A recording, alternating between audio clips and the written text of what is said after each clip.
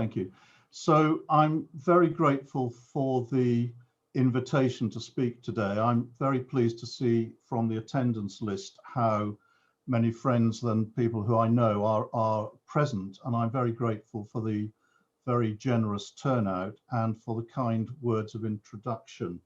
I'm particularly grateful to Olga Kirilova, who I've known through the Scopus board for some years now, and I'm also grateful particularly to Artemis and to the translation team, because I know how difficult it is to translate, and I'm only sorry that my English is probably not as good, my Russian is probably not as good as your English for many of you. Anyway, this is the session. What I'm going to do, greetings from Southampton, by the way, home of the Cunard liners. So this is me. I'm a surgeon in the UK National Health Service. That's my day job. But in the course of my career, I was also the editor-in-chief of the European Journal of Surgical Oncology between 2003 and 2009. That was an Elsevier journal, still is an Elsevier journal, and as a result of the success in post of that period, I was invited to become the subject chair for medicine on the Scopus Content Selection Advisory Board, through which I've got to know Olga and to work with the Russian colleagues on the board. This is not a talk about Scopus. I'm talking entirely in a personal capacity as an experienced editor, but also in the course of my work for Scopus, I've looked at about 2,500 journals, including many from Russia. So I have some idea of the challenges and problems that journal editors face.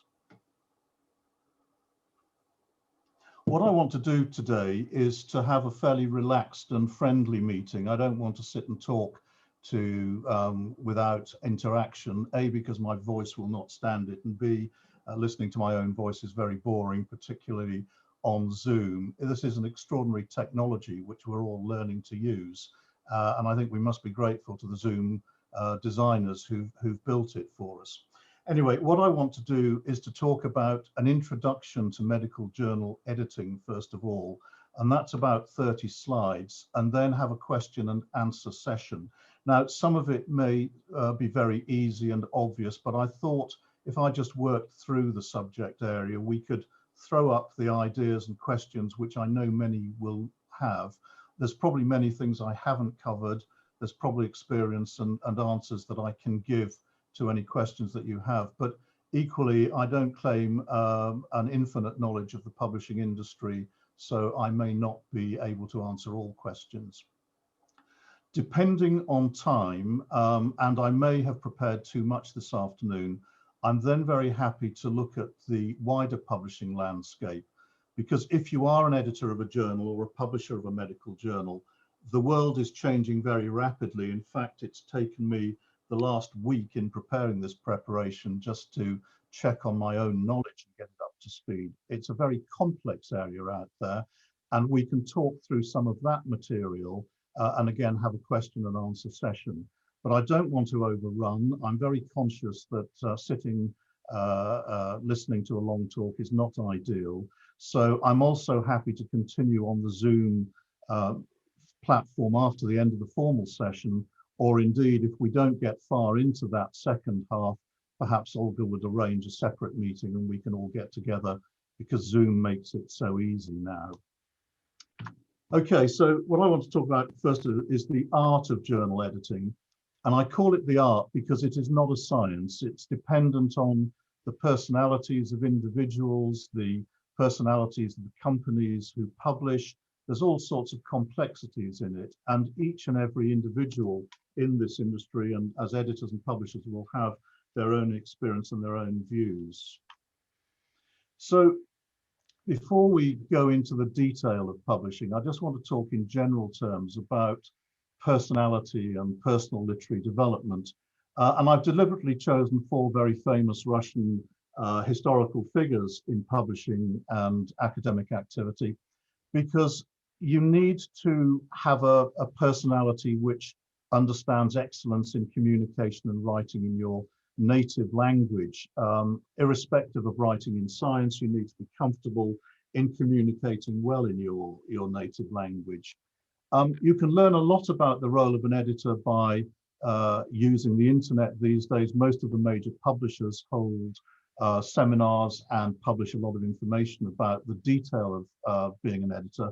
But really, there's an art to being able to communicate, which you will have in your native language, as I hope I have in my own native language, which of course is English.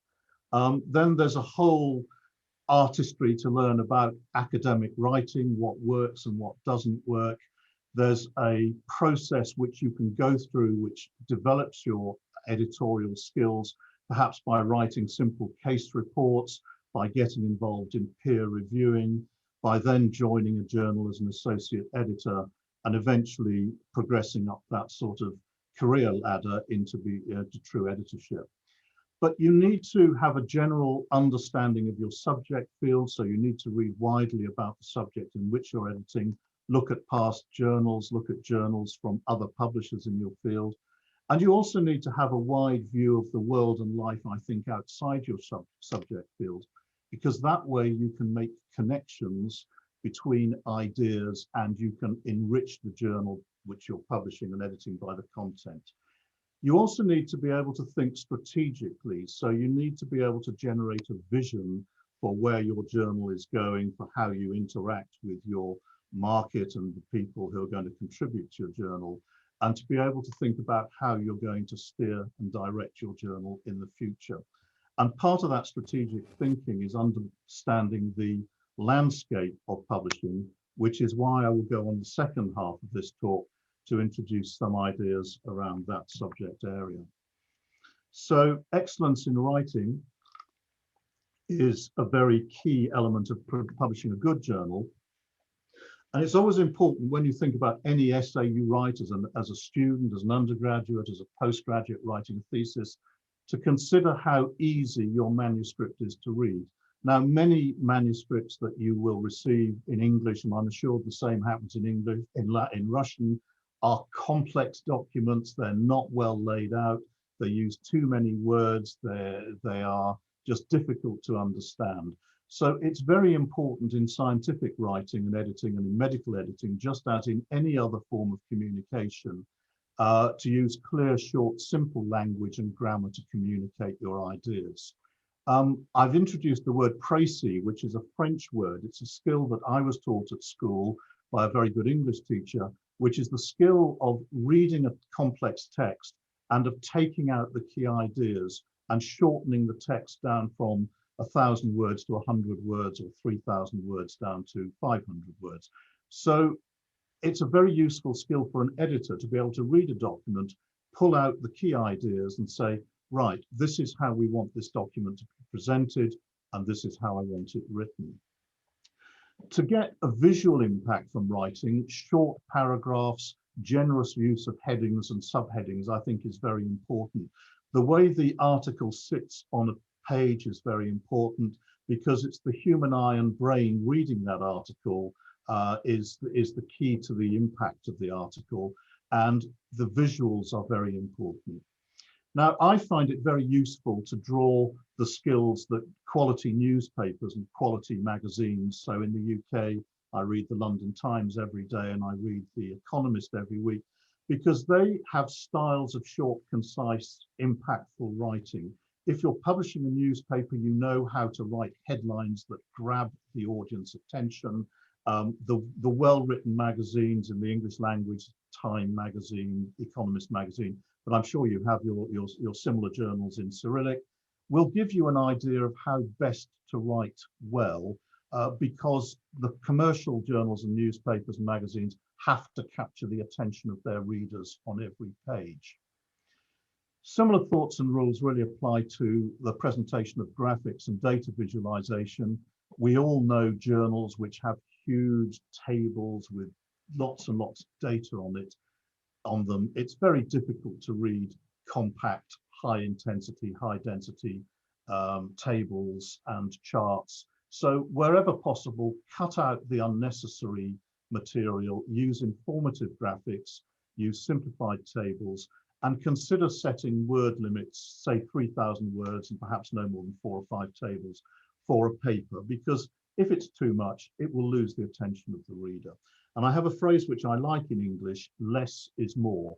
In other words, a shorter article, a shorter item will have more impact on the reader than a very long, complex article. And I will come back to that during the talk. So editorial leadership, we talked about having a strategic vision for your journal or for your company as a publisher. And you have a number of different audiences that you need to lead through the process of developing your successful journal. So you need to understand your core readership, your target market, and your competition. And this is really very important because you need to be realistic in setting strategic aims for your journal. Am I going to represent my institution publishing in neurology or obstetrics and gynecology or ophthalmology? Or do I want to create a national-wide journal which covers all areas of the subject? So, for example, in the UK, we have the British Medical Journal, which covers both academic articles and news about the practice of medicine in the UK. Usually you don't want to start trying to be an international or world journal, because the chances are that that doesn't truly reflect what you really are. You also need to decide about what measures of success you're going to use. How are you going to know that you're achieving what you want to achieve? Now, it may be that your reach is geographic, so you want to reach a wide audience of general surgeons in Russia, in which case you may want to have some sort of digital or publishing information on whether you're actually reaching that audience and what that readership is. You may be able to measure your circulation numbers, so you have an idea of how many people are reading the journal either in paper or online.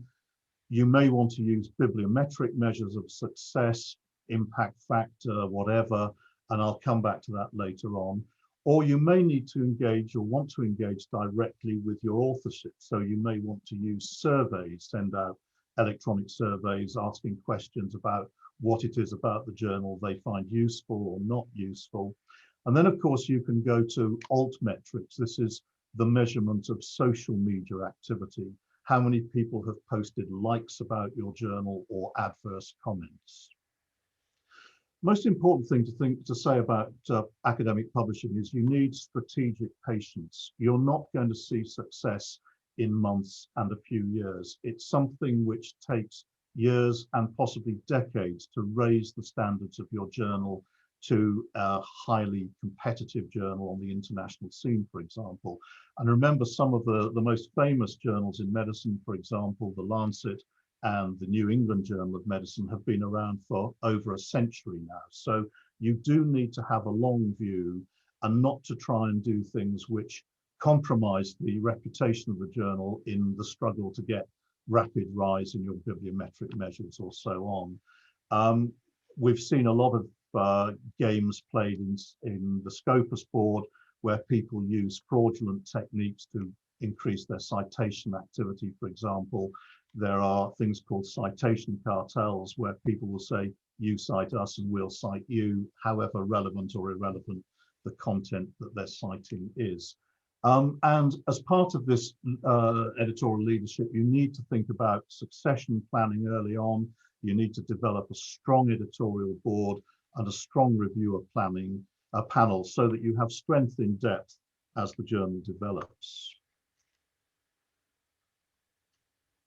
Now, another key aspect is your relationship with your publisher, and that really is critical to the success of the journal. Now, I'll come back to the scope of publishers later on. Your publisher may just be your institution, but it's increasingly likely to be a commercial company, either a Russian publisher or perhaps even an international publisher. The publishers are very valuable because they provide an infrastructure to publishing which you're unlikely to have in your own institution. And they also produce a huge range of expertise. So you will probably work directly with an editorial manager and his or her assistants. If you're fortunate, you'll have a strong information infrastructure through the website. And by that, I mean a good website, a manuscript submission and a journal manuscript management system.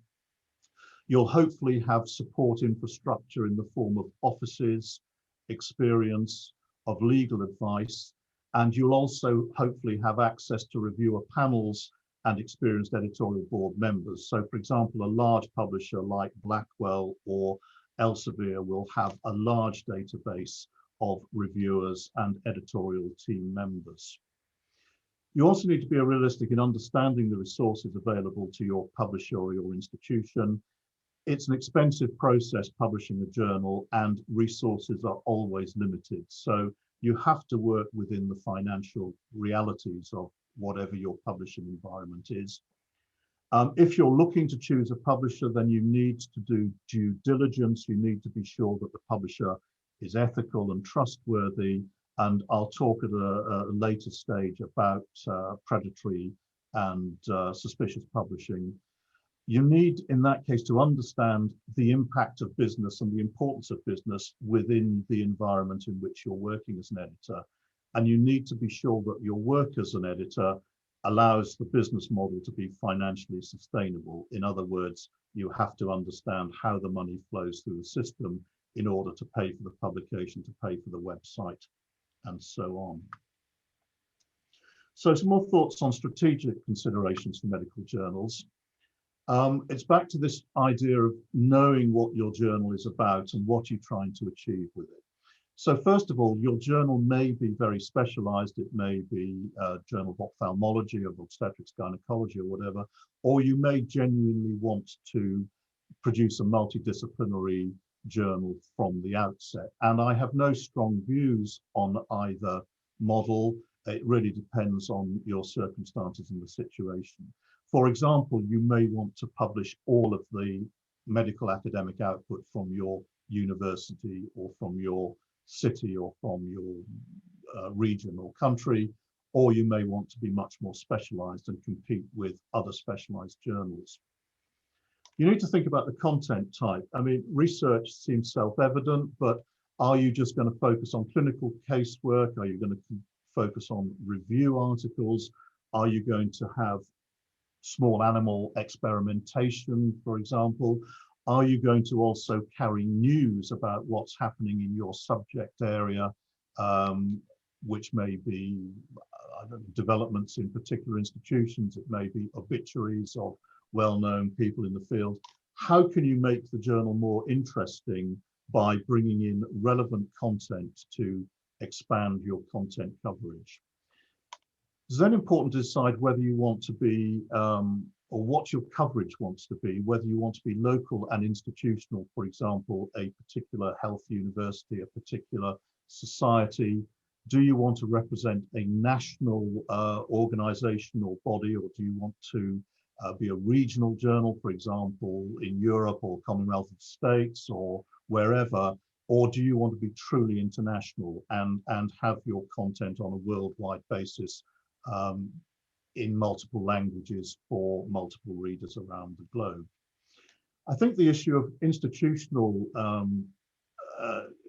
coverage is interesting because we see a lot of institutions from around the world, not only Russian, I see a lot of Turkish, Iranian, Chinese, all sorts of institutions publishing their own medical journals, and that's fine, it's very valuable to do it. But in terms of international competitiveness, it makes it very difficult, because if you start becoming international, you drift away from your institutional purpose.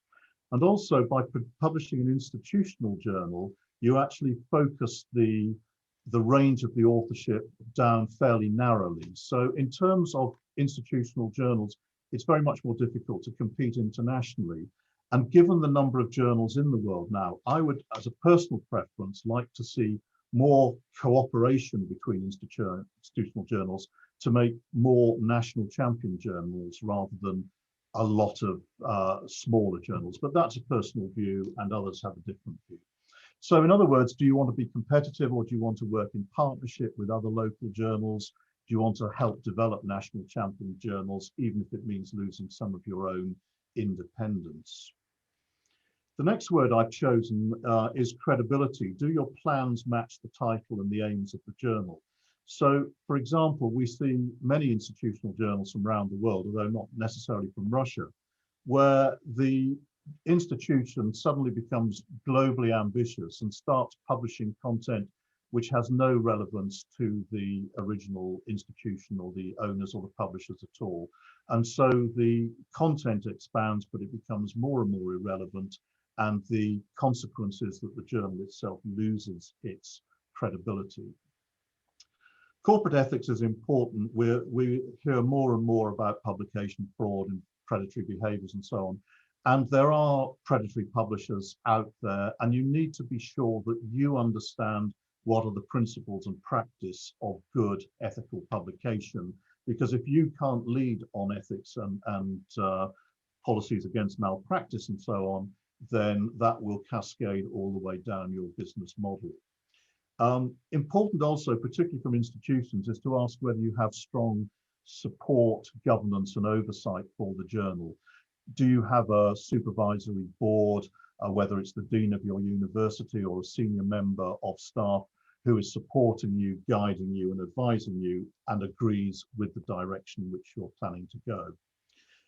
You have to understand the environment of publishing, and we'll talk later on again about predatory behavior and so on. The other issue, which is really interesting, and we're challenged by an era of change. I mean, the fact that we're talking on Zoom today, I mean, I think Zoom is a baby of the COVID age.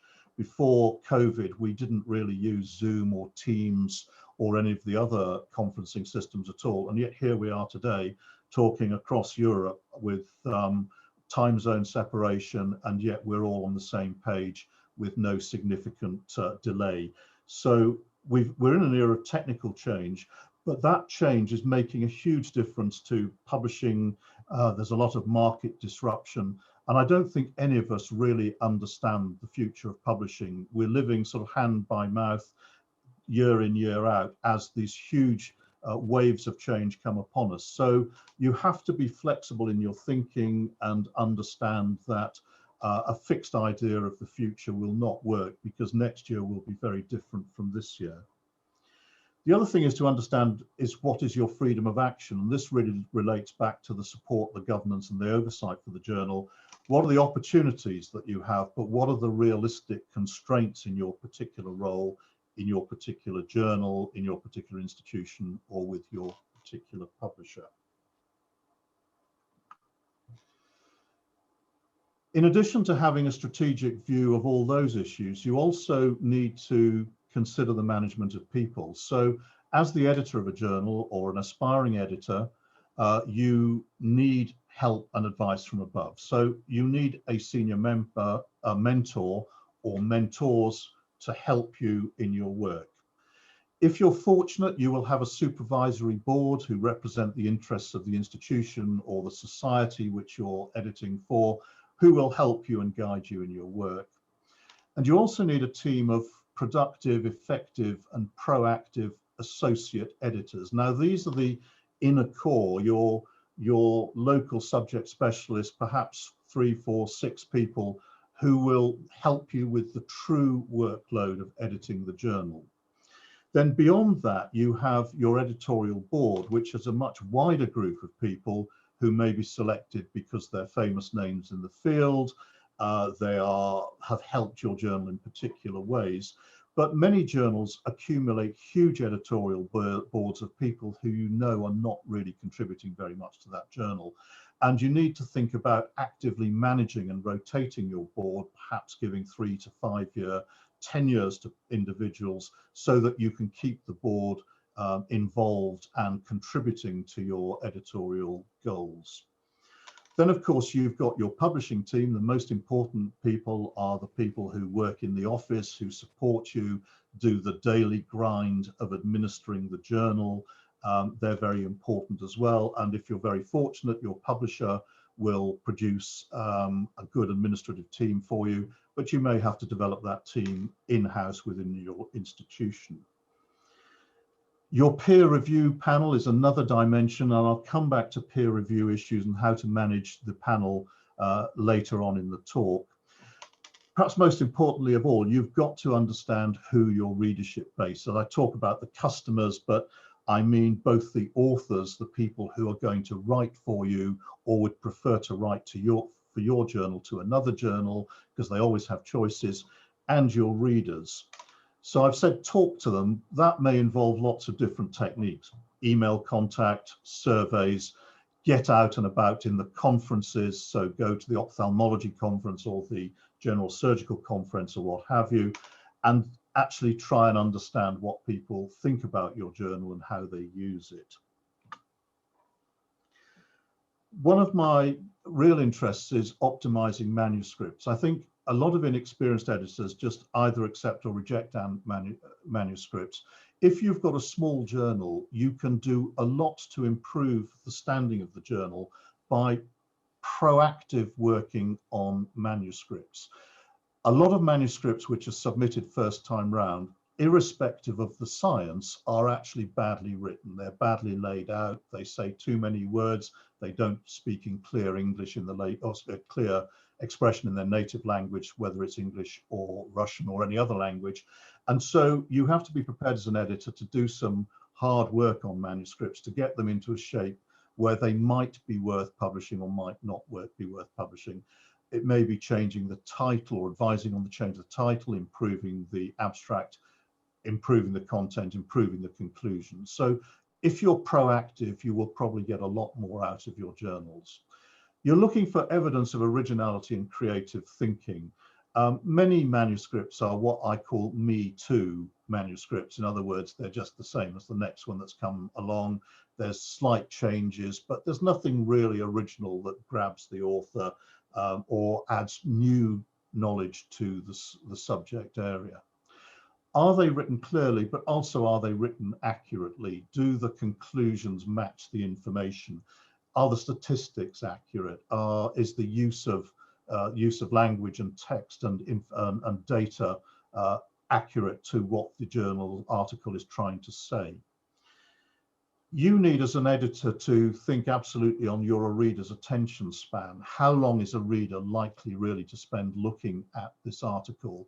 And remember that most readers will never read the full article of the full content of your article. They will be looking at the title and the manuscript, the title and the abstract. If that resonates with them, then they will stay with the article. If not, they'll just scroll on or turn the page. Plain language, I come back to this point, I've mentioned it before: simple, uncluttered graphics, tables and images, and remember that less is more.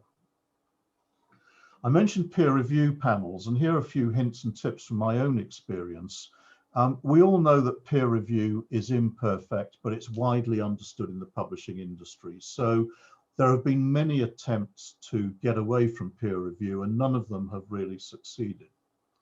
So my own advice is, first of all, never send poor or bad manuscripts to reviewers, because they will give a bad impression of your journal, and they will also be rejected by the reviewers because they won't want to put the time and effort to review the manuscript. So if necessary, pre-edit the manuscript, ask the authors to rewrite a manuscript which is poorly written, but which may have some good ideas in it, before you send it out to review.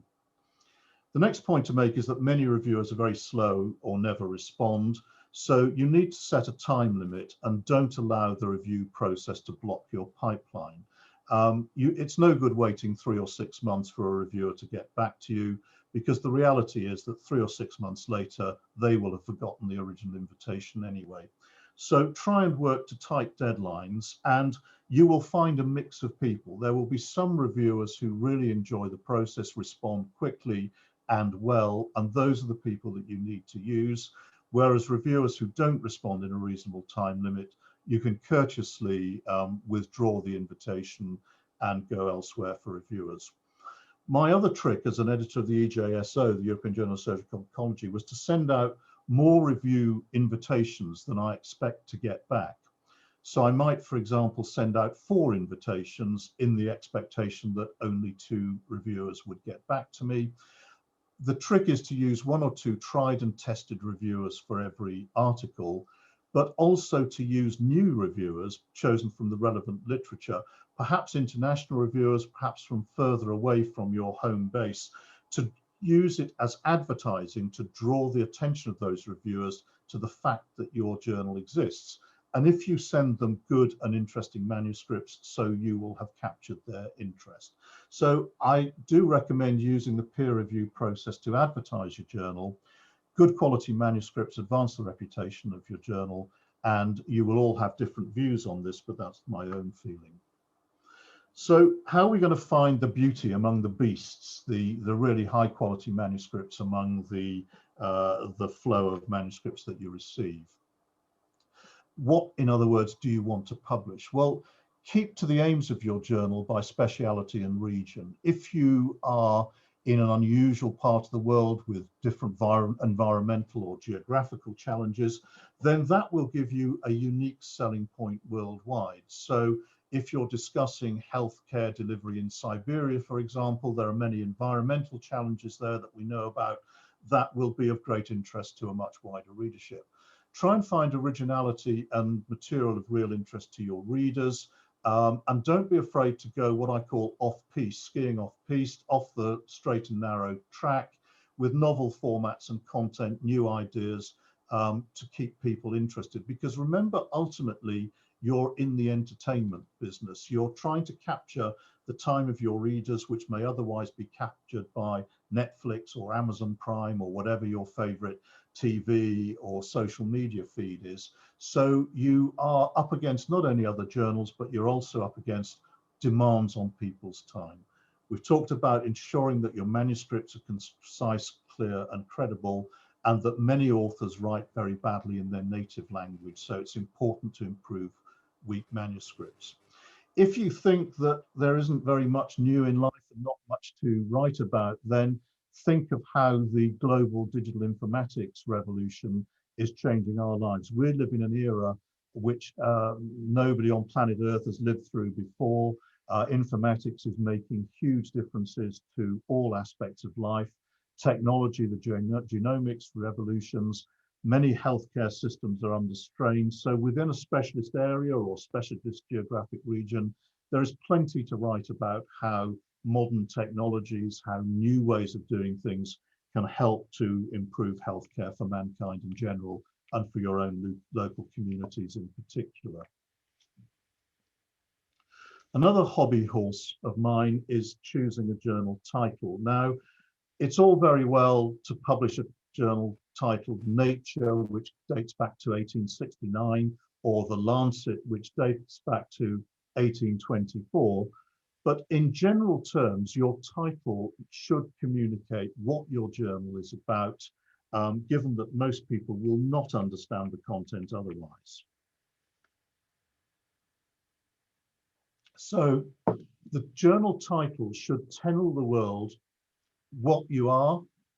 We are a journal, where you are from, the European journal or the Russian journal or the Moscow journal, and what you are doing, surgical oncology, whatever, because that is very informative and that will attract the attention of your readership. If you just call yourself medicine or the International Journal of Health, it really doesn't tell the readers anything very much about what your journal is about. And in fact, there are so many journals out there using that formula, international journal, world journal, and not telling you very much, that actually the marketplace is very crowded. So if you are a national or a regional or a specialist journal, have pride in what you do and call yourself by that institutional name or by the national name, because that will be more valuable than just calling yourself the world or the global or the international journal of something. The title defines the content, it gives you credibility and focus, and it's very important for the authors in choosing where to publish, so they will understand clearly what to expect from the journal. I've said be specific and informative. The particular issue, if you're writing as you will be in Cyrillic, is how to reach a global readership without diluting your title.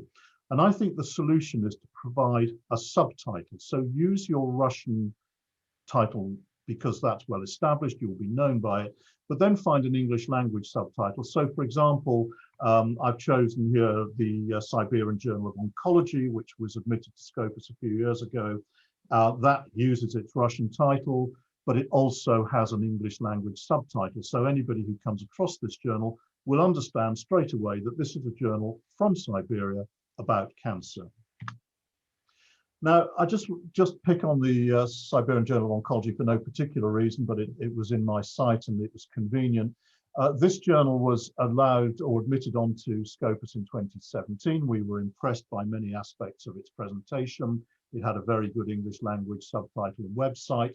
And this is just to show how once you get onto the international citation systems, your impact can start to grow. So if we look at the lower two charts, citable documents, the journal will obviously zero because it was not recorded before 2017 on Scopus, but there's been a steady growth in the number of documents, which implies that people are sending manuscripts to the journal. There's also been a general growth in the citation activity, which is very valuable. What I want to do with the lower right-hand corner slide, and I don't know whether you can see my mouse pointer or not, but is that this data also helps you to understand how many of your articles go on to be cited and however many remain uncited. Now, it's a universal truth of all publishing that many articles don't get cited, and you can't, as an editor, guess in advance which articles are going to be of interest and which are not. So we have to accept that there is an uncited group of articles within our publication portfolio. On the other hand, those articles may have been very interesting and very important for the readership. It's just that they haven't cited them. So my point about this is that citation activity is of interest, but it doesn't tell you the whole story about the journal. An issue which is very important and which Olga and I discuss regularly is language and publishing, because there are, of course, many languages, many scripts around the world. We're talking today about Russian and Cyrillic, but we could be talking about Farsi in Iran, or Korean script, or Philippine script, or Thai script. There's all sorts of different scripts. And it's obvious for a journal, if you are a regional or local journal, that you must publish well in the native language and script of your target audience. And that's fine, that's well understood. We're not in the business of language imperialism or language nationalism. What we're trying to say is, if you want to reach a wider audience, how do you do that? Now, you may wish to reach a wider audience to bring your content to a global readership and authorship. You may wish to raise your influence within the specialist field, the social value of the work that you're doing. So, for example, if you've made some very important insights in COVID, for example, in the last year from the Russian experience, which may be of global value, obviously you want to reach a global audience as quickly as possible. And you might also wish to improve your citation activity for the credit that that brings to your journal. It's also very useful to be in the international publications field, to be able to benchmark your work against other publications. I'll come back to this in a moment. How is my journal really doing compared with other journals in the field? What can I learn from them by looking at them? Now, it so happens by a fault of history that English has become the world's default second language. I think it's a useful language because it has a reasonably simple grammatical structure compared with many other languages. It has a wide technical vocabulary, so many of the words that you use in Russian, I can understand in English, and a French or a German or a Spanish reader can also understand. It's also very flexible in fault tolerance, so you can speak English badly in practical use, but you can still be understood, which is very important. And of course, it's got a very wide global user base. So to reach an international audience, what do you need to think about? Well, you need to think about publishing in the Latin script with your article. You need at least to get your title and your abstract in English so that they can be seen and read on all the international listing systems like Scopus, Web of Science, Dimensions, and so on. And it's actually an important criterion for a formal listing on Web of Science and Scopus and so on. Again, remember that most researchers only scan the titles and the abstract. So if they're in English, they'll be read. If not, and you're not a native Russian speaker, you won't pick up on the content of that article. However, if you wish your article to be read and studied in detail, then it's worth considering a full English language translation. Now, this is a big ask because we all know that high quality language translation in any language requires very skilled translators, and it's very resource intensive. And we've been thinking about this on the Scopus board, and I'm very grateful to Natalia Popova, who translates for you in Russian to English, because it's a very complex field. It's not about swapping the Russian word for the English word. You have to understand sentence structure, you have to understand grammatical structure, and you also have to understand the sense that the author, the writer was writing in. So what we're learning is that machine translation, which you would ideally just put on every publisher website so you would all be able to talk in all languages, it's not sufficiently mature to provide accurate translation. But this is a subject area that we need to watch carefully, because hopefully as years go by, systems like Google Translate or Baidu Translate in China will become much more popular and much more accurate and efficient in the way they work. Just before we finish talking about journal publication, the website I just want to mention is really very important. It's important both for the publisher to have a generic website, but I think it's also important that each individual journal has a distinctive website in itself. Again, remember that most researchers will never see or need or read your published journal in full, and that the academic currency of an article or of an item is now an article rather than journal. So people are not looking up journals particularly, they're looking up articles in particular subject areas. But the journal title and the wrapper itself remains very important, because it provides the authority and the credibility for the article. The article has been through an editorial process, it's been through peer review, it's been through quality assurance, and it's got that stamp of governance and ethics from your publishing house and from your publisher and from your journal title, which gives it quality. So the reality is now that whereas 10 years ago it used to be the title on the library shelf, which was your window on the world and your access to the author, now your website is critical. It provides credibility and depth to your published product. It should be professional and informative. If you're aiming to reach a multilingual audience, an international audience, it should be multilingual. And I have to say that many Russian journals are now very impressive. Those with international ambitions produce excellent Russian English websites. Now, I don't want to embarrass Elena for her kind introduction, but I've been doing some work occasionally with the Obstetrics and Gynecology Journal from the Kulikov Institute. And we've worked quite closely together on the sort of things that work and don't work. And I have to say, I'm really very impressed, and this is not my doing, with the English language version of the journal's website. You can see it's very clean, it's clear, it's easy to read. And if I want to switch into Russian, of course I can. But equally, if we go on to the next slide, you can see that if you call on the various drop-down menus, so if we look at about the journal, there's a clear statement of what the journal is about, some very interesting content on its history, a clear statement on its aims and scope, its editorial process, its data sharing policies, its advertising policy, its corrections and complaints policy, who's on the editorial board, who's on the editorial council, and so on. Now, that's a sort of benchmark of what a good quality international website should look like, in my opinion. What I would like to mention to you, perhaps finally in this area of the talk, is the Scimago website. This is well worth bearing in mind. Scimago abstracts data from Web of Science, it abstracts it from Scopus, and it puts it into a format that you can select by subject, by regional group or by country, by the type of journal, by the year, the titles that you're interested in that sit within your field that you can benchmark yourself against. So here are the 4 obstetrics and gynecology journals from the Russian Federation, which are listed on Scopus and Web of Science and therefore in Scimago. It has their international ranking position, and it also has the H-index, a measure of the journal success.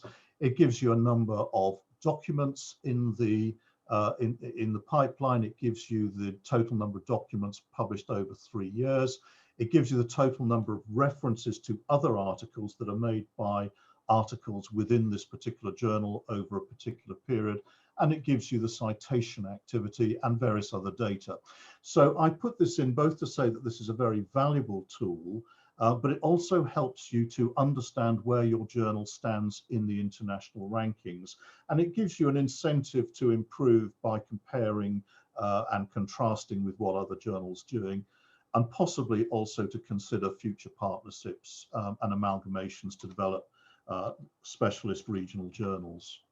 So again, just to show how internationalizing your journal, improving your web presentation and so on can be valuable.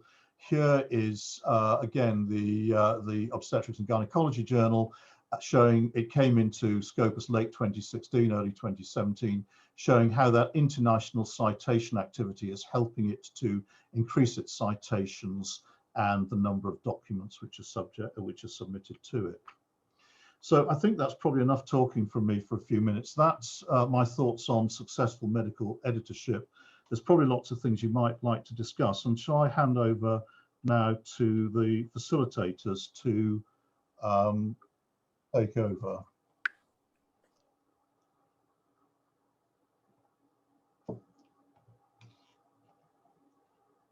Да, Дэвид, спасибо большое. Просто параллельно запрашивают ссылки, редакторы просят подсоединиться.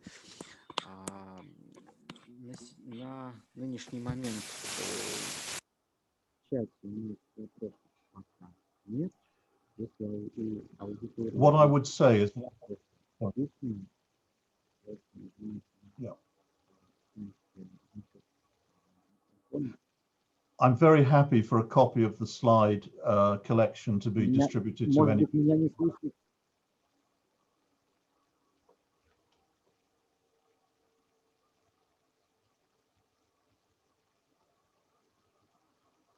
Коллеги, если есть вопросы, пожалуйста, задавайте. Я буду включать микрофон.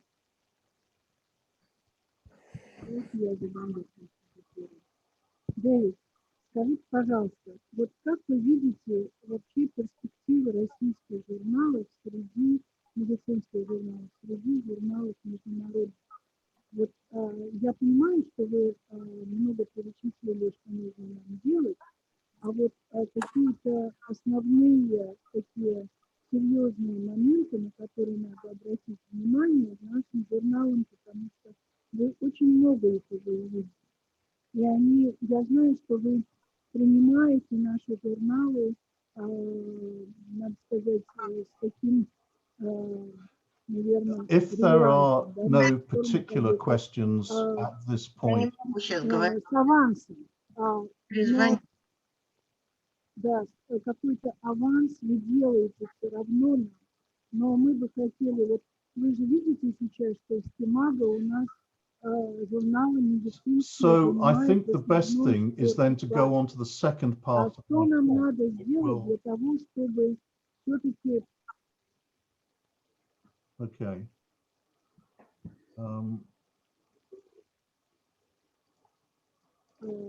Так, а что нам сделать? Yes, I can hear you clearly. I could... Включим микрофон. Дэвид, вы слышите меня? Дэвид, слышите меня? Yes, I'm sorry, I couldn't hear the questions at all. I could just about hear Olga.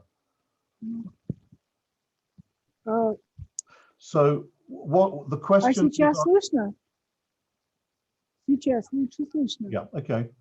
Ну, давайте я прям в микрофон. Тогда Андрей, я повторю тогда, да, вопрос. Вы перевели что-то Дэвиду? Не было слышно вообще. Сейчас слышно, да? И вы сможете ему перевести.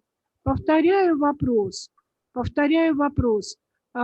Какие шаги с точки зрения эксперта и ученого могут сделать, и редактора с большим опытом могут сделать наши российские журналы для того, чтобы перейти из квартиля 4 в квартиль 3, хотя бы в большинстве.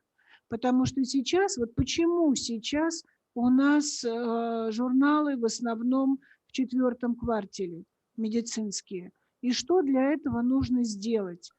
Ну вот из того перечня, который вы перечислили, на что основное нам нужно обратить внимание?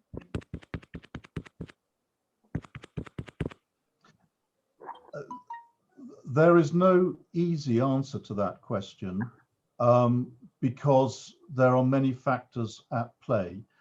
My own philosophical view in the long term is that there are too many journals chasing the market worldwide. It's not no one country, but I think one of the great strategies is probably is the military strategy of concentration of force. In other words, if you wish to have only an institutional journal or a local journal, then you will always struggle to get up the rankings because you're dividing the academic output in your specialty in your regional country across a number of different journals. So I think in the long term, to improve impact on a regional or national basis, some consolidation, partnerships, amalgamations is a very valuable strategy to consider, but that obviously needs high-level agreement between the institutions and between the national authorities as well. In the short term, you can make marginal improvements to your journal using various of the thoughts and ideas that I've given you.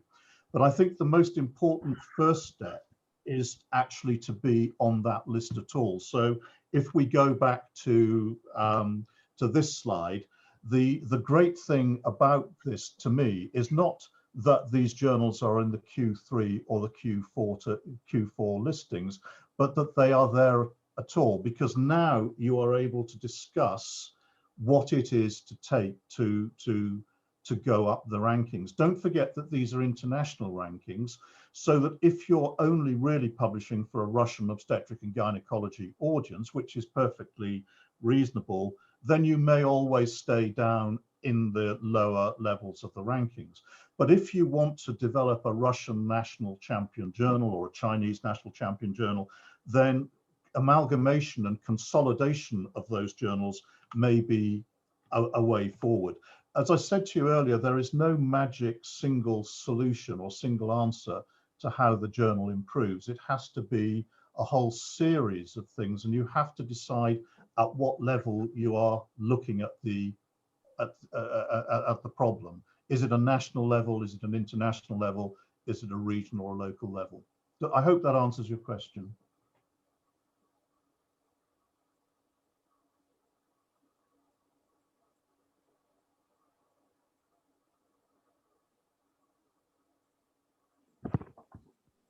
Дорогой Дэвид, можно я задам один вопрос? Слышите меня? Переводчики. Слышите, да? Спасибо. Дорогой Дэвид, у меня такой вопрос. Ну вот наш журнал, он в 4 квартиле, есть журнал, который в 3. Я проанализировала вообще цитирование того и другого журнала. И получается, что в одном журнале, который сейчас в 3 квартиле, он... так сказать, у него большой процент самоцитирования, 90% цитируют статьи сами на себя. И более того, 90% цитируют главного редактора. Ну вот, на мой взгляд, это не совсем этично. Но, тем не менее, они в 3 квартире, а мы в 4. Очень обидно. Дэвид, что вы можете сказать по этому поводу? Спасибо. I think we need you on the scope. Can you hear me? Hello? Can you hear me? Слышно хорошо. Okay, so this is a really very important point, and I'm glad this question was asked, because now that we have transparency and that we can see what is really happening, we can also start to discover many problems in the literature. And you are absolutely right. In fact, we need you on the Scopus board for that question, because what we're finding is that the deeper that you analyze the performance of a lot of journals, the more disturbing things you're finding about self-citation, citation cartels, all sorts of problems. There are also journals in the Scimago listing that have stopped publication or are clearly underperforming. Now, we on the Scopus board are trying to sort through these many problems. We can't solve them ourselves, but I think the most important step is this transparency. Once you can see the other journals, you can start to look at them, you can start to understand, and then you can start talking about these things in public forums and in the media, and you can bring peer pressure on them to improve. So there's a great saying that transparency makes things better. I can't pretend for one moment that there are not a lot of problems out there, but it's this sort of forensic Sherlock Holmes approach to other journals in the listing, which will help us over the next 10 years or so to make things better. At the moment, I can't solve every problem, but this is the sort of question which is very valuable in highlighting where the problems lie.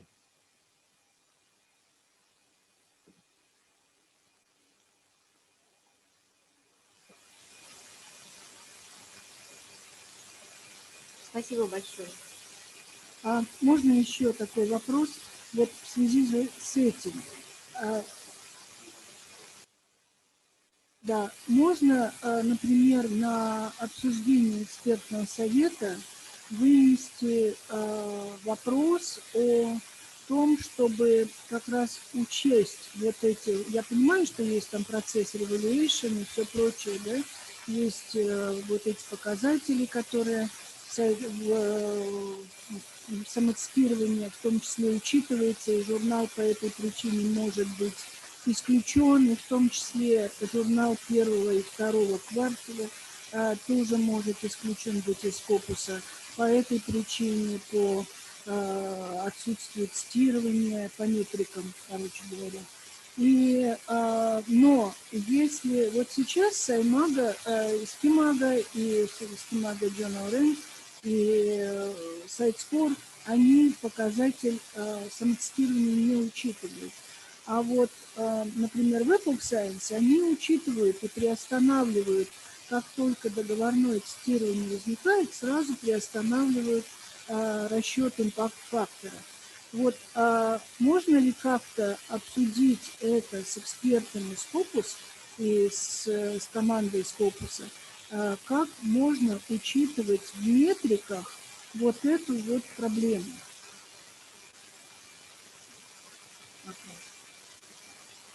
That again, can you hear me? That is a very good and a very fair question. I'm not really here to discuss Scopus in detail this afternoon, but what I would say is that what you are highlighting is all the problems that we are now discovering. So we have tried to run a transparent selection process in Scopus. It's not perfect. We set up a reevaluation project a few years ago on some criteria which the technical team on the Scopus informatics system told us they thought would be useful, and we have tested that for a few years. We are now learning that the issues of self-citations, all the other things which you have highlighted as problems, are actually a bigger problem than we thought. So we're learning all the time. And as I said, you need to have strategic patience with this. Our resources are limited. It's a global issue. So what we're really doing is highlighting the problems. We are trying to be fair to journals.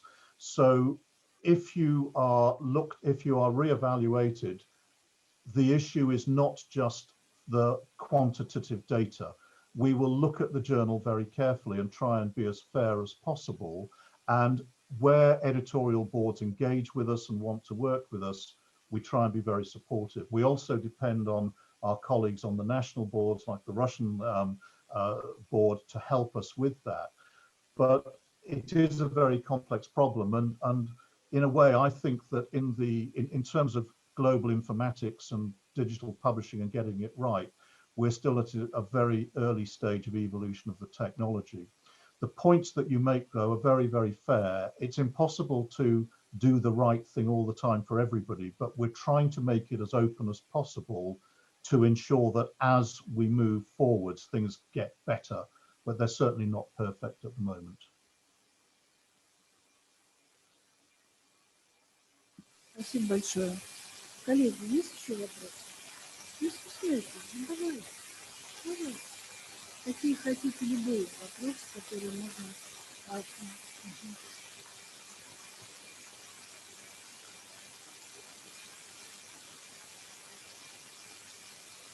Близко.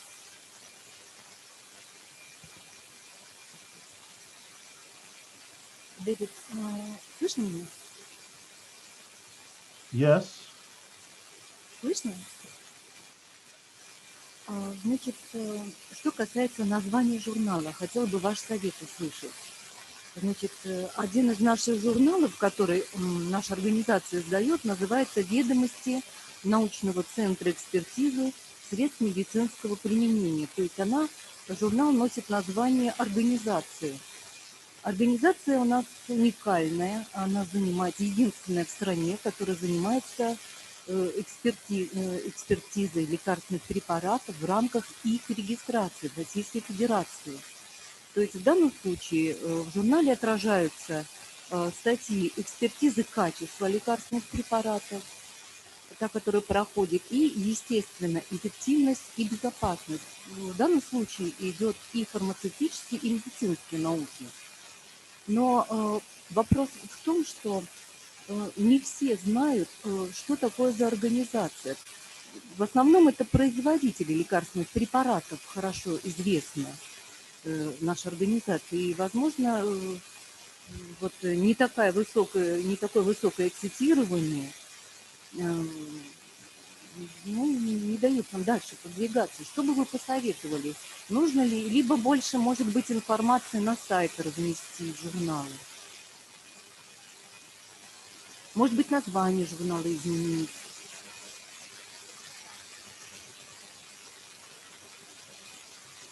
I don't think that changing the Но у нас публикуем даже методические материалы, то, как видят наши эксперты, каким образом нужно отражать, допустим, в досье на лекарственный препарат, допустим, в каком объеме и так далее, результаты клинических исследований. Но, в общем-то, очень нужные и важные темы отражаются.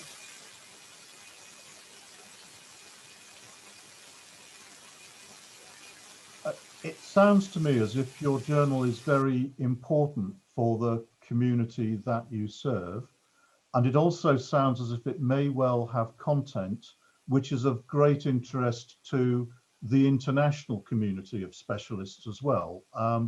Now, I would not recommend changing a journal title just because its performance at this stage is not great, but I would give it an anglicized subtitle. So whatever your Russian name is, and then the journal of the institution, or give it a subtitle, because that means you don't have to change the journal name. There's lots of problems with changing a journal name. You go to it's just difficult. But if you give it a subtitle, a bit like I showed you with the Siberian Journal of Oncology, so an international audience can read and understand what the journal is about, that will probably help you to promote the journal. But as I've said before, there's no simple fix for any problem with a journal in its position in the rankings. You have to look at all the issues and decide what your long-term strategy is.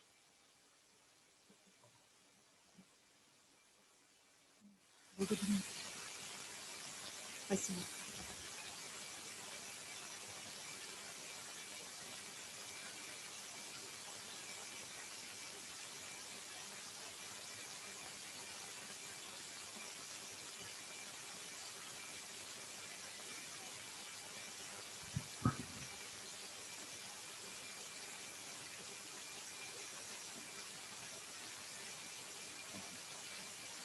один вопрос из чата на английском. Я сразу прошу прощения за английский. The question from Никола. Yes. Just a second. Thank you for your presentation and advices. One more technical aspect regarding citations. Following your recommendations and based on my background, we have remained some of our journals inter-Russian journals. But we realized we might have lost citations as our authors are used to old transliteration titles. I'm sorry, I didn't hear the entirety of that question, but I think it was about Russian citations. This was all question. Yes, it was a question from our chat. I think that the problem is that with the lost citation after and because of change of title. My understanding. Can it be solved by any technical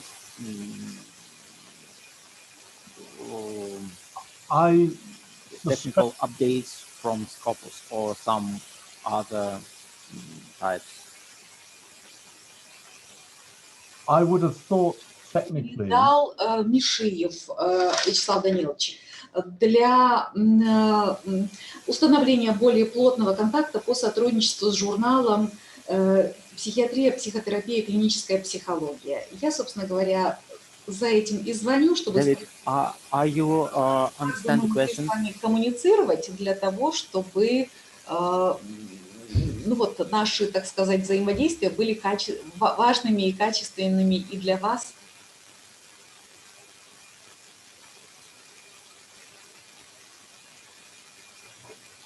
I'm sorry, I didn't understand that question.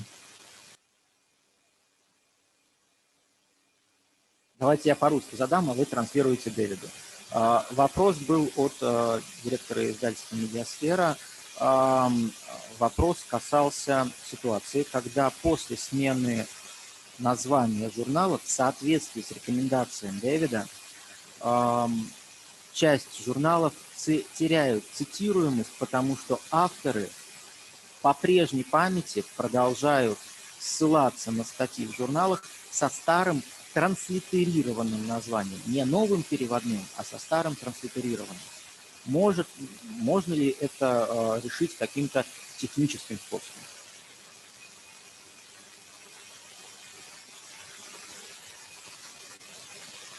So I am sure that it can be sorted out technically.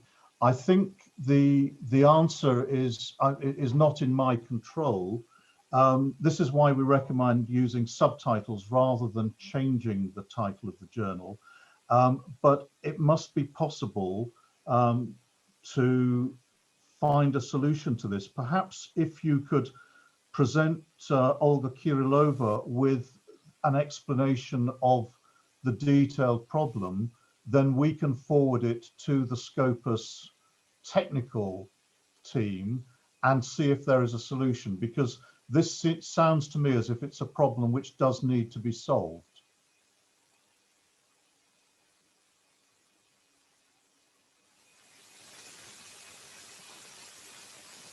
Да, могу добавить еще.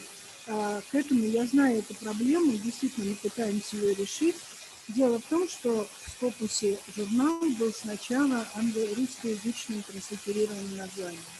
Потом создали англоязычное название и как основное дали англоязычное. Хотя действительно Дэвид всегда говорит subtitle, то есть subtitle под заголовок. И в результате получилось, что создано две карточки, то есть два профиля журнала, которые не объединяются, соответственно, не читаются показатели. И даже это русское англоязычное не попало сейчас в расчет, потому что, ну вот, потому что это как новое название за 2 года. Yeah. Вот, поэтому мы I think пытаемся, конечно, it's решить fair эту to say we're on a проблему. И learning действительно, curve я all the говорю time. всегда, во-первых, не забывайте. These problems are solvable.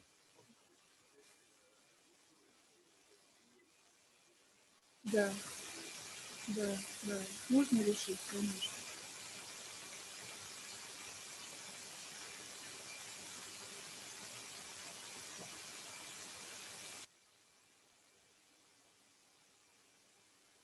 Выключили?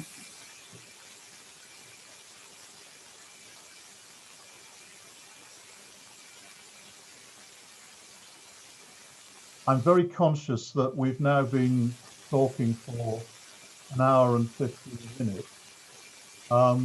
The second talk which I have is far too long.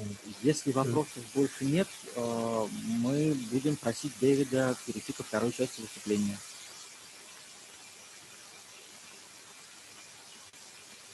How much time do you have? I will go through this. There's quite a lot of material. What I would like you to do is stop me when you, if time is a problem. I'll try and get through it fairly quickly, but there's quite a lot of things to touch on.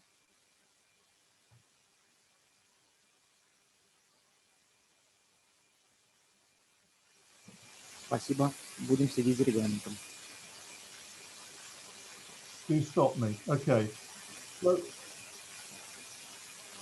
So the focus of this part of the talk is really away from journals to what I've learned in my work for Scopus in the bigger picture around publishing. So what do we want to achieve as a group of professionals across the world in this? And I think we're trying to create a trusted global academic information network which allows all researchers, authors, writers, academics to achieve their full potential. We need a system which allows governments and institutions to understand their true academic outputs and productivity. It's what you might call the global intellectual product of a government or an institution, but which is also adaptable to continuous innovation and competition, because I've already talked about the speed of change in the whole publishing industry. And for users, it's about making the ease of access to the widest range of information resources maximally efficient. But also on a strategic level, we want to make the most effective use of global resources and human capital while preserving profitability for publishers.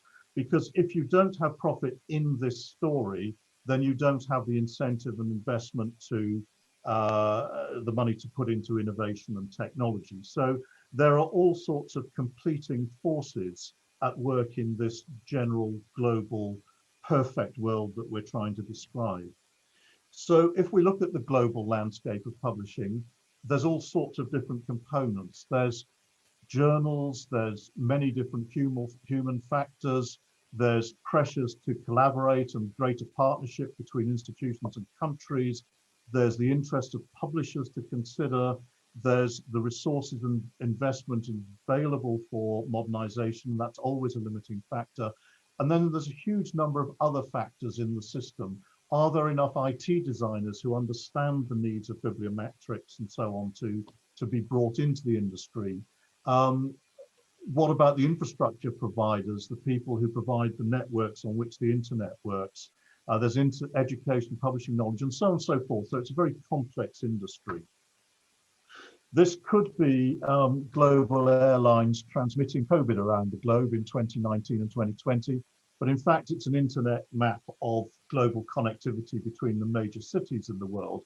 And I simply put it in there to remind us how interconnected we are as a global community now, but also how complex those relationships really are.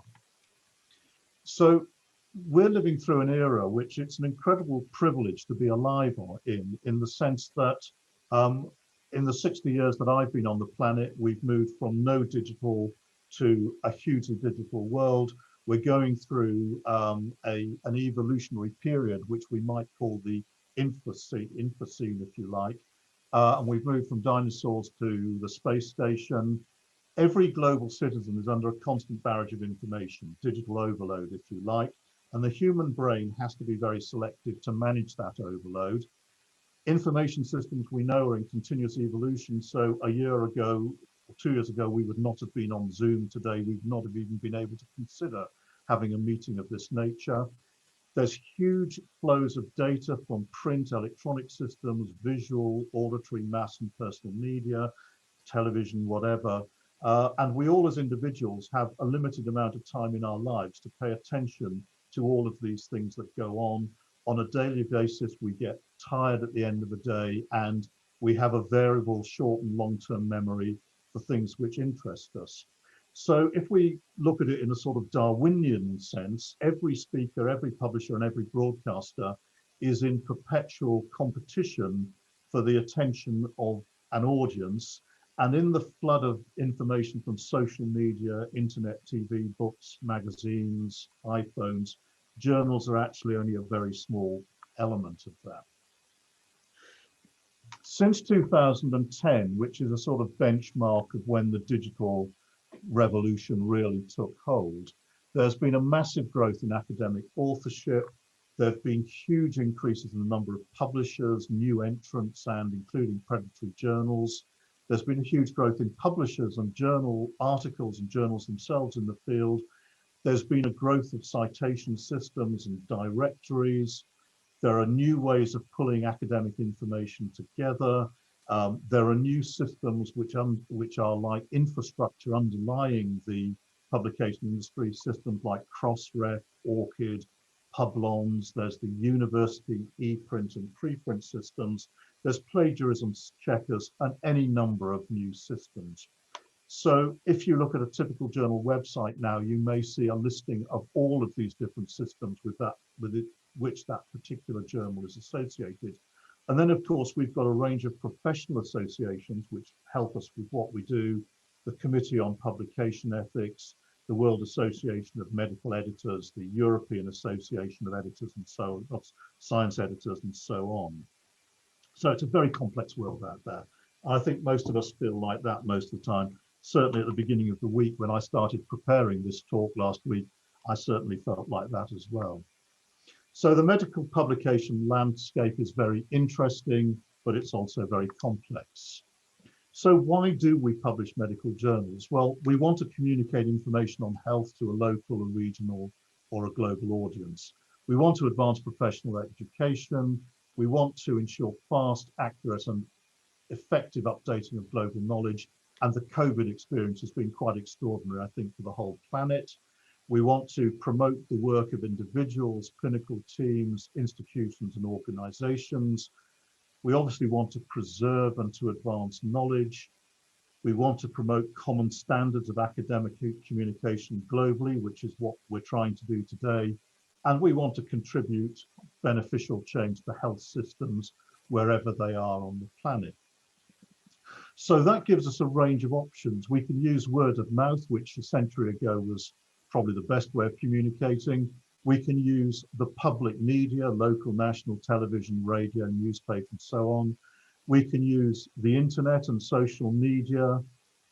Academic blogs I find very, very helpful because you can write a blog and very quickly reach a very wide audience.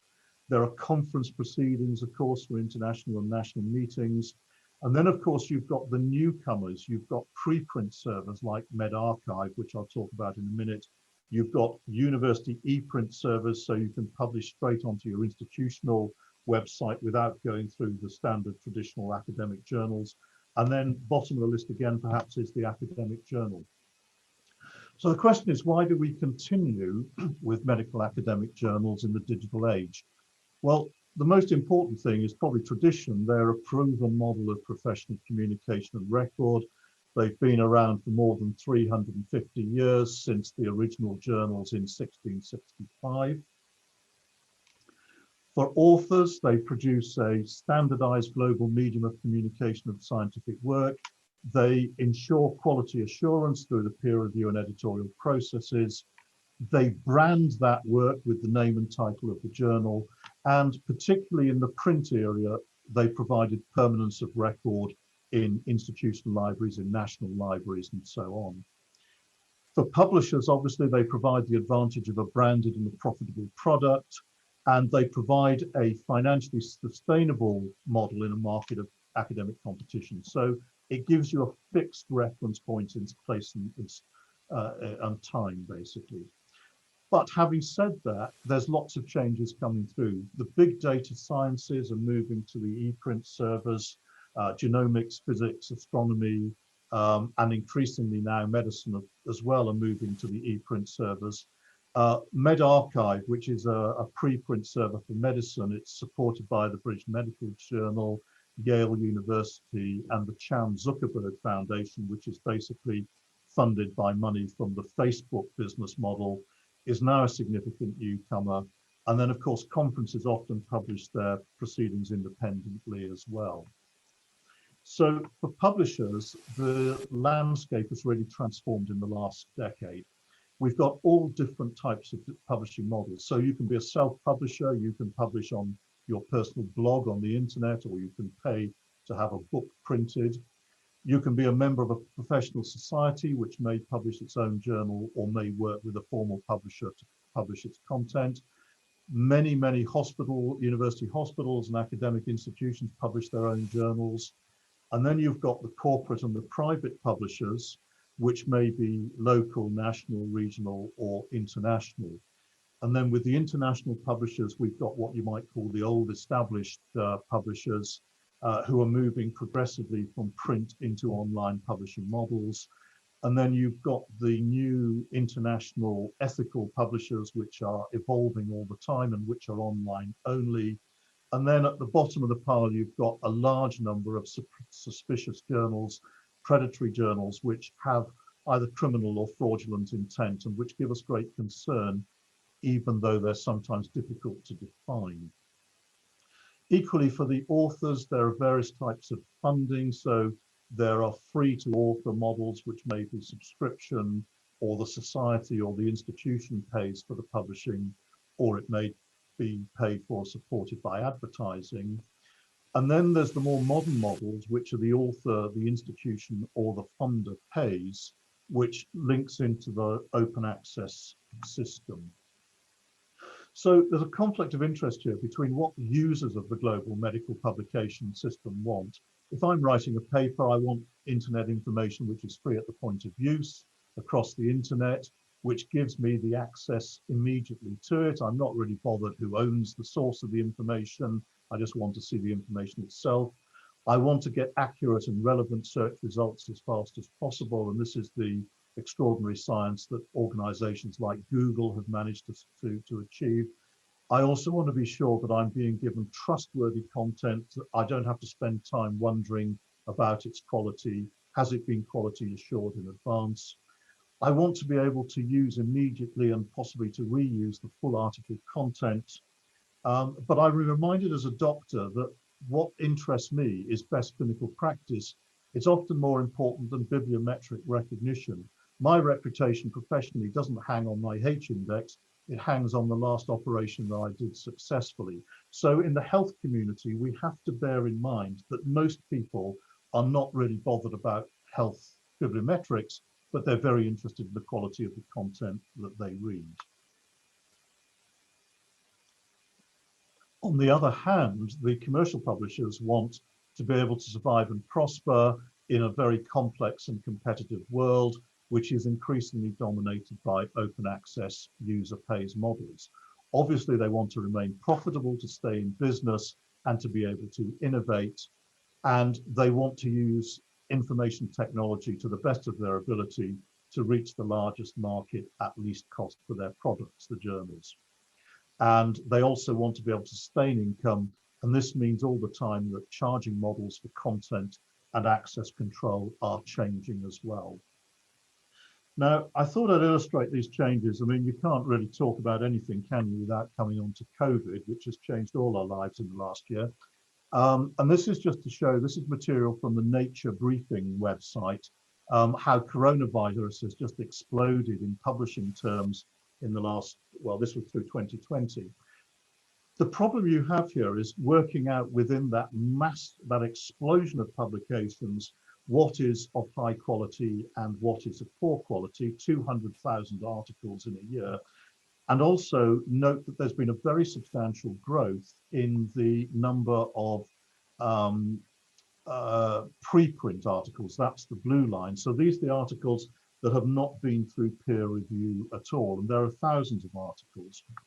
If we go on to look at that, we can break up the number of articles published by different types. And this is just to remind us that there are many different issues around coronavirus. There's modeling epidemic, controlling the spread, public health consequences, diagnostics and testing, the mental health impacts of the disease, and hospital mortality and community mortality. And this shows, again, talking about preprints, how medRxiv has exploded in the past year, where there's been a massive growth in COVID-related papers published on medRxiv, which are characterized because they have not had peer review. And so we don't know within that mass of documents which are of high quality and which are not. If we look at the publisher and the funding models for the traditional publishing, we've got the institutionally funded journals, which are very often universities.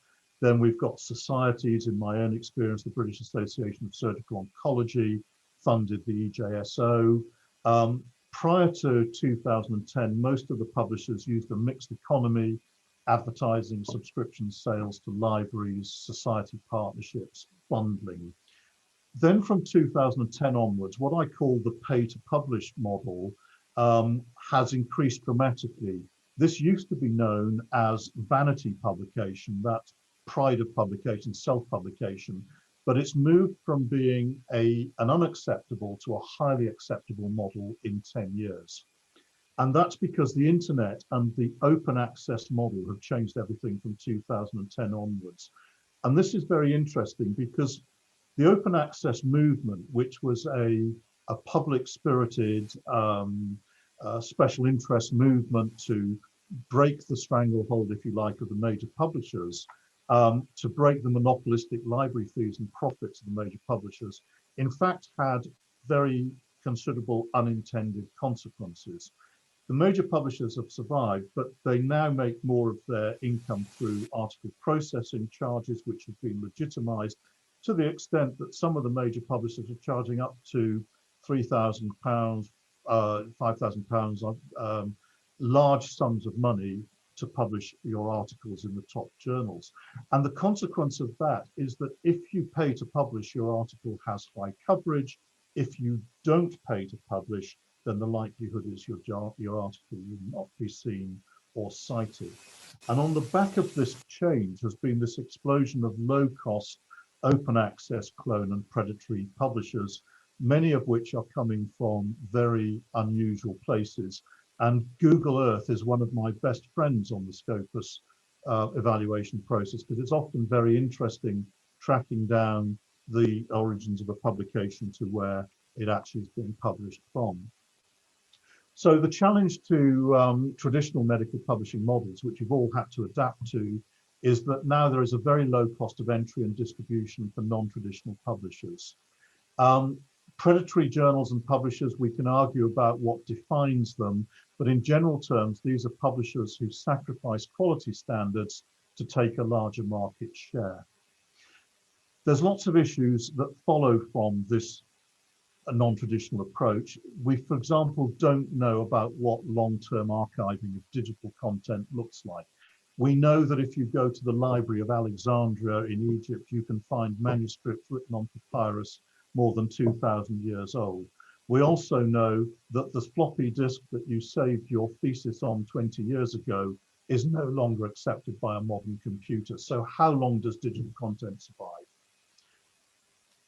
We know that the costs of open access publication with the quality publishers are going up all the time, but we also now know that there's much easier models for self-publication and institutional publication using local e-print service. And I put some of my academic content on the University of Southampton e-print server for that very reason.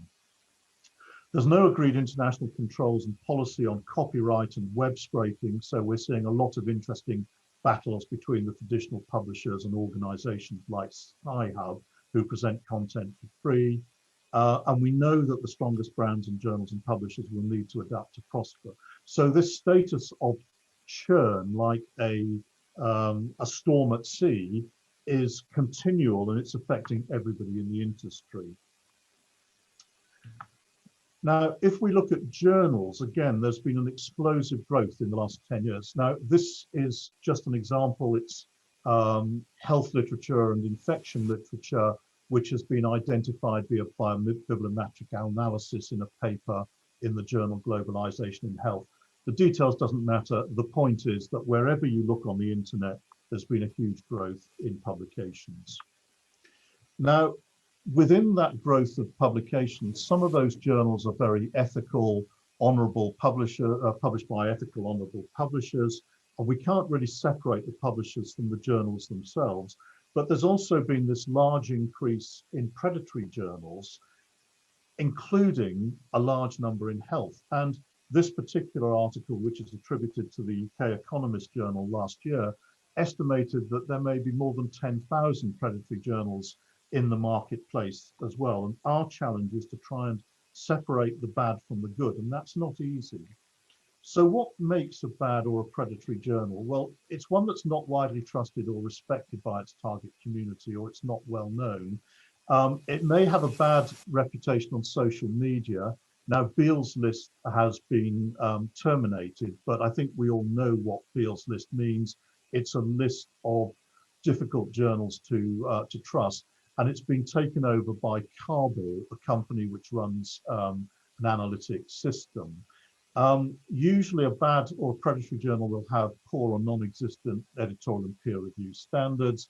It will emphasize the speed of publication and the publication fees. Although ironically, a predatory journal now may have lower publication fees than the majors because it's trying to undercut the market to maintain market share.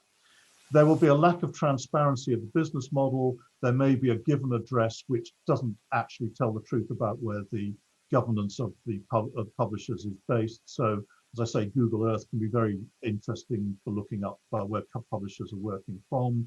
And it probably won't be accredited by quality-tested citation systems like the Web of Science and Scopus. But I say that with great caution because it may well be that predatory journals have got into the system without us knowing. And also, ethical journals get taken over by predatory journals. So I was looking at a journal last week, it so happens it was from Turkey, which until January 2021 had been publishing perfectly reasonable journal articles in its subject area. And suddenly in February, it exploded into a huge number of articles which were completely irrelevant. And it was quite obvious that that journal had been taken over by a predatory publisher. The biggest issue for authors, I think, is has the publisher got a long-term archiving system for the articles? When we're published, we know that citation activity can occur for years or decades after the original article was written. And I think most authors would agree that they would expect their articles to have permanence once they've been published. So it's difficult to distinguish these journals even for experienced professionals. A lot of the predatory journals are very good at mimicking other journals and concealing their purposes. They may have websites that look very similar to traditional or trusted publishers, and the typesetting may look like a standard journal. It's very much like the web scams that we all experience on the internet all the time. These journals are always rapidly adaptive. They learn fast, a bit like COVID virus genomes, and they never declare themselves as bad journals. As I say, the payment rates are not really a good indication. They will usually have a short publication history over the last few years. And one of the key features is often unrealistically fast publication. So they may publish or promise to publish your article within days, when we all know that a good peer review process may take weeks to work through. The content may be divorced from the specified aims. So we've seen a journal from China, which was ostensibly a medical journal with articles on sheep rearing in Kazakhstan and all sorts of other interesting things. So look at the content of the journal as well. And the journals which are desperate to publish anything will often have implausibly broad aims. We want to publish anything. It can be medical, it can be dental, it can be nursing, it can be veterinary, and anything else. So the more specialized the journal, the less likely it is to be predatory. Kabul's Journal Analytics, I just present this website screenshot. This is, sorry, let's go back. This is a company now which is making good efforts to identify journals which are predatory in the sense that Bill's list was trying to cover. So Kabuls.com, that might be of use to you. On the other hand, what determines a good journal publisher? Well, it's the opposite of what I said. It's a journal which is trusted and respected by its community. It's organized and run to high editorial and peer review standards. The emphasis is on quality and the trustworthiness of the content, so it may have a high rejection rate. It's interested in transparency of process for authors and readers, including archiving, and it's got to be evident that it has use to its community as produced by the citation metrics. The publisher will be well known and respected in their field, and they will adhere and enforce publication ethics. And usually the journal will be recommended and vetted in the major citation systems. And you can also go to Schimago and have a look at what's there. I'll move on from that image. So in terms of global academic information systems, because really in Scopus and my colleagues in Web of Science or competitors are interested in internationality and globalization of information, what have we got that helps us? Well, if you're an author or a reader and you're looking up stuff, where do you go? Well, most of the world you go to Google or Google Scholar. In Russia, I understand that Yandex is popular. You may go to Bing in the States, or as a Microsoft user, you may go to Yahoo, you may go to other search engines. And the important thing is that they're easy and free to access, but there's no pre-selection of the content by quality criteria. The quality assurance collections like Scopus, which is owned by Elsevier, and Web of Science and Medline, hold about 8,000 to 10,000 health journals. Scopus owns the CiteSource metrics and it has an external advisory board. Web of Science owns impact factor metrics. It's evolved from Science Citation Index, and both companies are in friendly competition. And then you've got Medline, which is a very valuable resource that's curated by the US National Institute of Health and the US National Library of Medicine.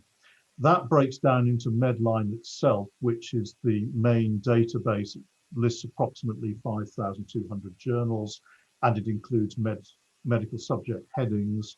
And since 2014, it's had expert oversight of its system expansion.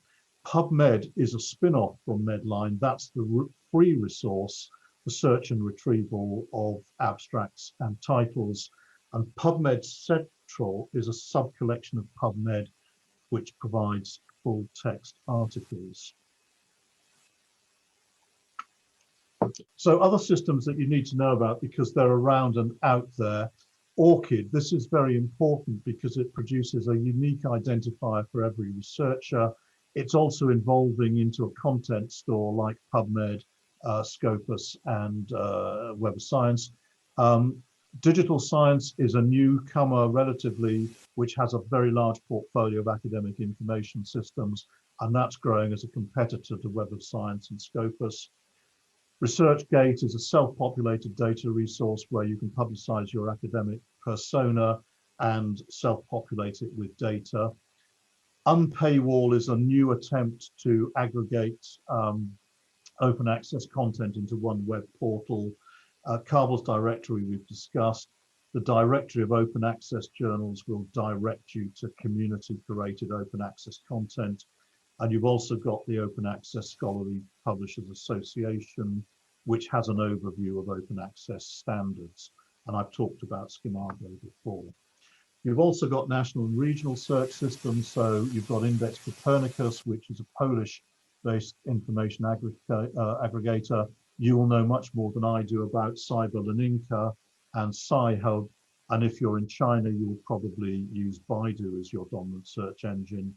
And also there are translation systems now. So I understand that Medline Plus is translated into Russian, which I believe is helpful. For publishers, if you are unable to provide a long-term archiving system, then you've got the system Clocks, and this is a screenshot from their website this week, which is worth looking at because it will tell you how they offer permanent open access archiving of content. Then there's a bigger picture to all this, and I talked about global intellectual product. This is a screenshot of a system called SciVal, which will tell an institution or a country what's happening in all the different subject fields within its remit, so that a university will be able to understand, for example, where its strengths and weaknesses lie within its publication and citation activity.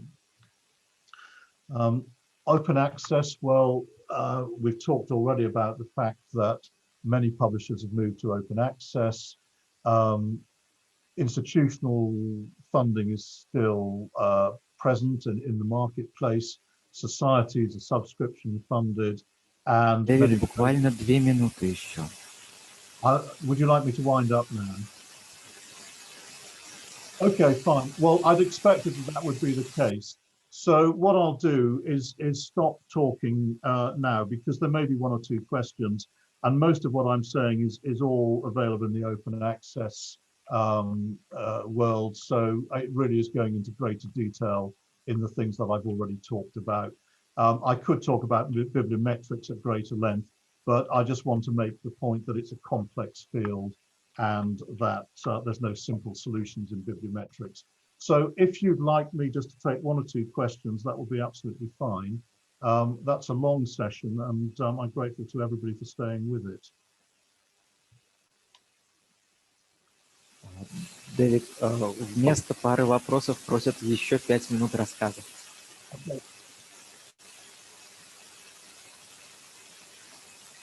Can I go back and pick up on the bibliometrics then?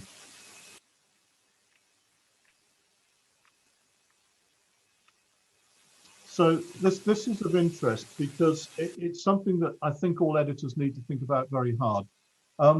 Bibliometrics, by definition, is the use of statistical methods to analyze citation activity, but not just about journals. It can be about books, it can be about research articles, and it can be about academic authors. And it's often been used very badly in the past because everybody talks about the impact factor, but that's only a fraction of the story. It's obviously used very frequently by institutions, by libraries, by information scientists, by governments to measure their outputs, and by individual scientists to advance their careers. There's a new science now that's also come on board of altmetrics, which seeks to capture the impact of social media activity. Because the generally important point about this is that bibliometrics only measures a very small proportion of what goes on in the real world. So for example, I read the London Times every day, I read the Economist newspaper every week, but I don't read those journals for their bibliometrics, and none of those articles carry bibliometric measures, and yet they have a profound impact on the world around them. Whereas, as I've shown you previously, bibliometric measures may only capture a very small amount of the activity of a journal's publication output. So it depends on somebody actually not only reading the article and acting on it, but then writing an article in which they cite the original article. So bibliometrics has a long delay period before it becomes active, and it doesn't tell the whole story about a journal or an article. Now, this is a Scopus slide, but it could be produced by anybody. It makes the point that you need a whole range of different metrics to assess academic quality. There are metrics that relate to the article, to a document set, to a journal, a conference or a book, to the author himself or herself, to the editor or the reviewer, or to the institution or group. And then there are metrics relate to the academic community, to what creates that academic community. So where does the funding come from? What are the outputs? What are the patents that are produced? Then there's the general consumption. How is the global community using that content? And then there's the measures of scholarly impact, academic impact, social impact, and so on. So this is a very useful slide because it covers the reality of everything. And if you look at it, the impact factor or the Scimago journal metrics only really come into one small area of that map, custom document sets, journal outputs, and so on for an academic audience. So if we look at the specifics, then the impact factor, I think we would argue, is absolutely the market leader. It's been around in the Web of Science and its predecessors for many, many years, and it's become used almost as a synonym for academic output. It's a simple measure of the frequency with which the average article in the journal is cited in a given year, and it's not normally normalized for subject area.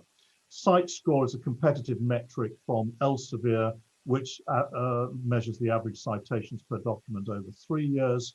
And then the Scimago journal rank is an adjusted metric which takes into account the fact that a subject field may be very different. So I don't know if you're interested in a particular subspecialty in medicine, you may have a very small subject field of journals, and so your citations will always be relatively low. The source normalized impact per paper SNP is another Scimago measure of journal impact.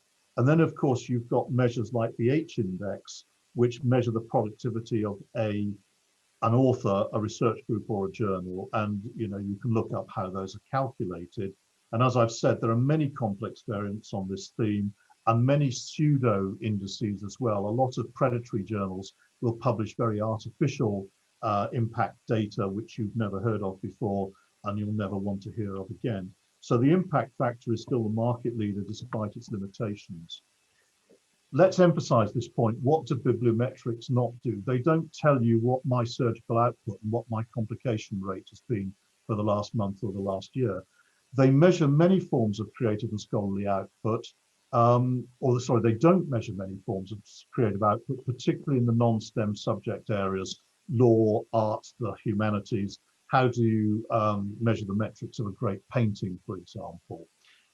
There's a lot of academic activity going on universities and institutions around design, artwork, music, performances, and software development, which are not captured. As I've said already, there's many forms of societal impact by televisions, media, newspaper, and so on, which are not captured by academic metrics. And the social impact, the profitability of a product that's been built, the impact of a new medicine or COVID treatment may not necessarily be captured by the metric. There's also what I've called insufficient granularity. Articles in high impact factor journals may not individually be cited. So you may produce a very weak article in Nature, which benefits because other articles are attracting high citation activity. And equally, multi-author papers, an author may claim benefit from a metric score where he or she didn't actually contribute very much to that paper.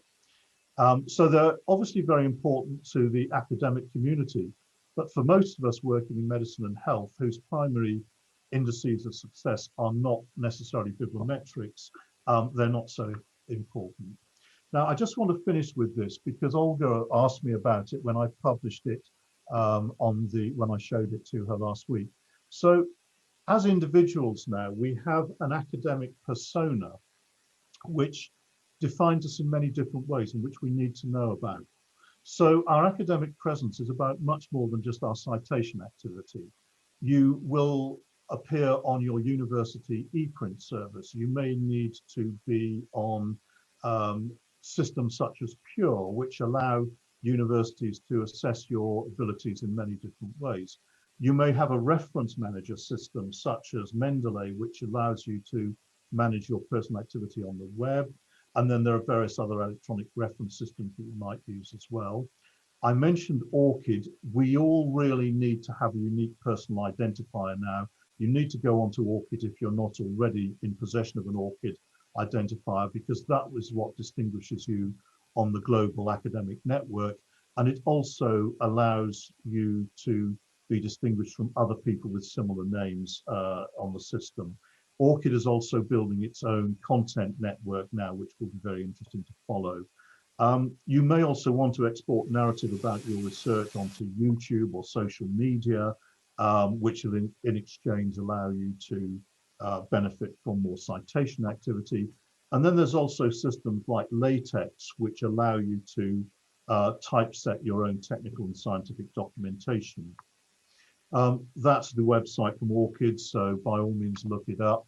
And that really brings what I think has been a long, probably quite tiring talk for you to an end. So thank you very much indeed for your attention.